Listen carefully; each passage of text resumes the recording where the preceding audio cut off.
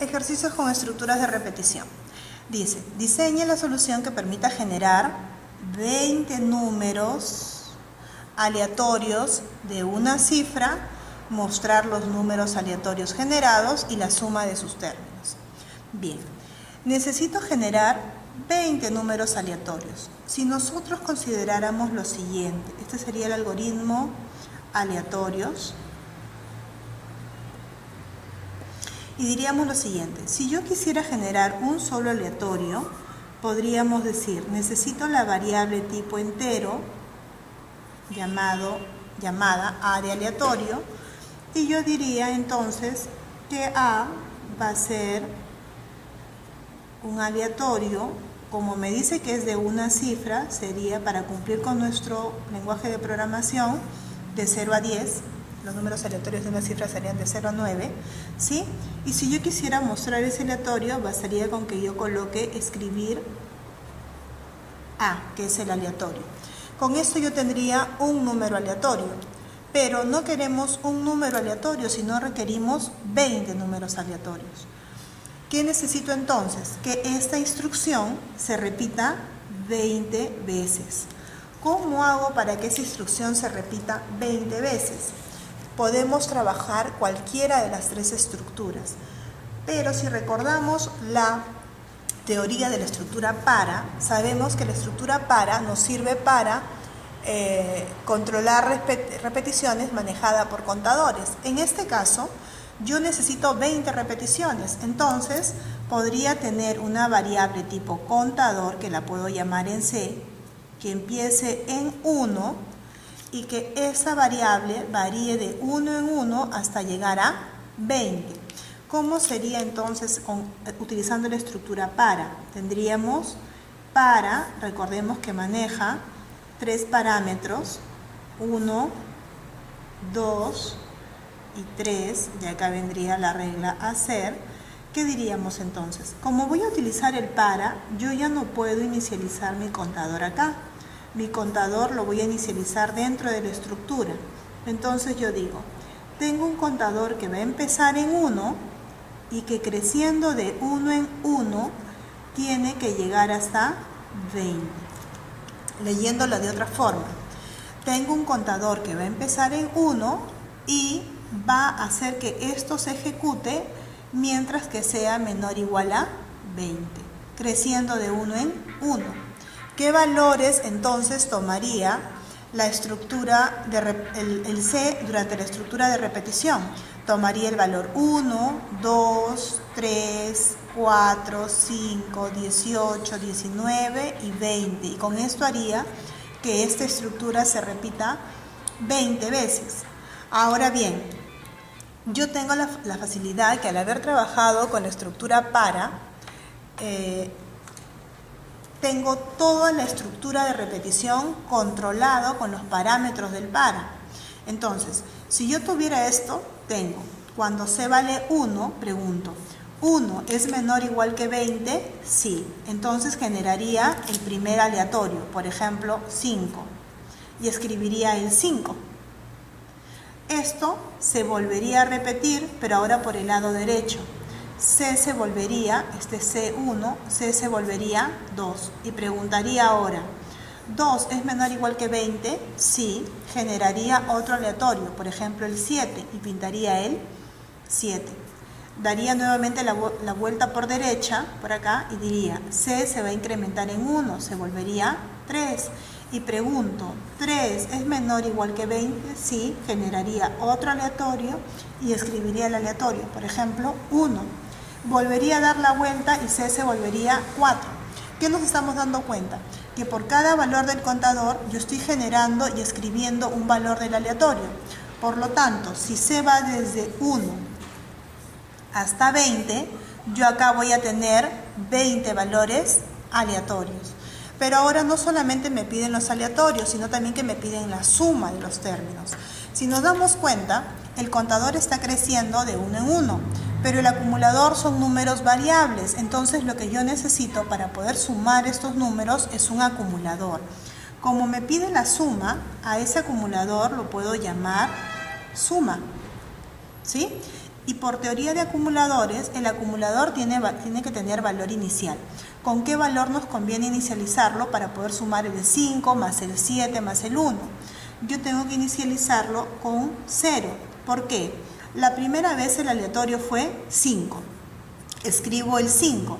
Ahora, ¿qué digo? En mi variable suma, yo voy a acumular ese aleatorio, pero ¿a quién? A la misma variable suma. Eso es un acumulador. Entonces, imaginemos acá. Vamos a poner ahora acá la variable suma, que inicialmente está en 0. Entonces, la primera vez suma vale 0. Contador se hace 1. Genero el aleatorio, pinto el aleatorio, ¿sí? ¿Y qué pasa con suma? Suma se convierte en 5, porque le sumo 5 a 0, se convierte en 5. Ahora, viene por el lado derecho a partir de la segunda repetición. C se vuelve 2, genero el aleatorio 7, pinto 7 y ahora le sumo 7 a suma. ¿Cuánto valía suma? 5 más 7, 12. Ahora suma se convierte en 12 y da la vuelta por el lado derecho. C se vuelve 3. Genera el aleatorio 1, escribe el 1 y ahora sumo 1 a suma. ¿Cuánto tenía suma? 12 más 1, 13. Y así va a ir sumando todos los valores hasta completar las 20 repeticiones. Y con ello yo tendría la estructura de repetición que se repite 20 veces, me genera un aleatorio por cada repetición y acumula. Ahora, ¿dónde mostraría la suma de esos aleatorios? Si yo tengo que esto se va a repetir 20 veces, al final de las 20 repeticiones yo ya voy a tener el valor de suma. Por lo tanto, al finalizar esta estructura, yo debería escribir suma. Y tendría ya el final de mi estructura. ¿Qué datos de entrada tendría? Ninguno, porque no leo. ¿Cuáles serían mis variables de salida? El aleatorio que muestro y también la variable suma. Ahora, ¿cómo podríamos hacer esto con mientras? ¿Se podría hacer con mientras?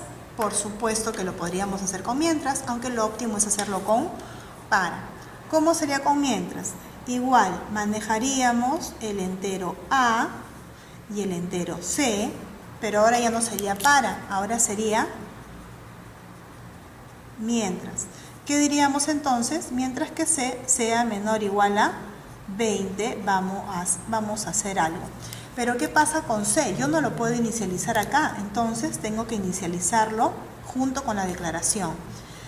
Entonces, dentro de la estructura mientras, que acaba con el fin mientras, ¿qué tendríamos? Tendríamos que generar el aleatorio entre 0 y 9, escribir el aleatorio y incrementar suma. Y por último, cuando termina la estructura de repetición, escribir suma. Igual, si queremos completar el pseudocódigo, en entrada no habría nada y en salida estarían las dos variables A y suma. Entonces, nos damos cuenta que puede funcionar tanto con el para como con el mientras. ¿Cuál es el tema? Que si yo no tengo cuidado, tengo, por ejemplo, inicialización, condición. ¿De qué no me debo olvidar? Del incremento del contador. ¿Por qué no debo olvidarme del incremento del contador? Si yo no coloco esta instrucción, C siempre sería 1. C siempre sería menor o igual a 20. Esta estructura de repetición nunca terminaría. Si nosotros hacemos el diagrama de flujo, podemos hacer un diagrama de flujo que va a servir tanto como para el para como para el mientras. ¿Por qué? Porque recordemos que esos diagramas de flujo son exactamente iguales. Vamos a hacer acá el diagrama de flujo. Tendríamos entonces el inicio. Vamos a declarar entonces como entero el aleatorio A, C, con su valor inicial, porque solamente acá se puede hacer eso. Por un tema de espacio vamos a declarar también acá suma, que no lo hemos declarado acá, con su valor inicial. Ahora no tengo entrada de datos y empieza la estructura de repetición. Tanto para el mientras como para el para, yo primero necesito colocar el inicio de la estructura y la condición. La condición me dice que C debe ser menor o igual a 20. Cuando es verdadero, tengo que generar un aleatorio entre 0 y 9. Tengo que escribir el aleatorio. Lo puedo poner un espacio en blanco también acá, para que los aleatorios no salgan juntos. Luego de eso, tengo que incrementar suma. Y solo por darnos cuenta, el contador lo voy a incrementar acá. Ahora, esto se va a repetir mientras que la condición sea verdadera. Cuando la condición se haga falsa, voy a mostrar suma y voy a terminar. Entonces, ese diagrama de flujo cumple para las dos estructuras. ¿Por qué? Tiene la inicialización del contador, la condición del contador y el incremento del contador. Lo mismo que tenemos acá, inicialización del contador, condición del contador, incremento del contador. Inicialización del contador, condición con el contador e incremento del contador. Es un problema que es manejado por un contador que varía de 1 a 20. ¿Cuál sería la estructura óptima? El para, pero también se puede desarrollar con el mientras. Y tenemos los pseudocódigos y el diagrama de flujo que cumplen con lo solicitado.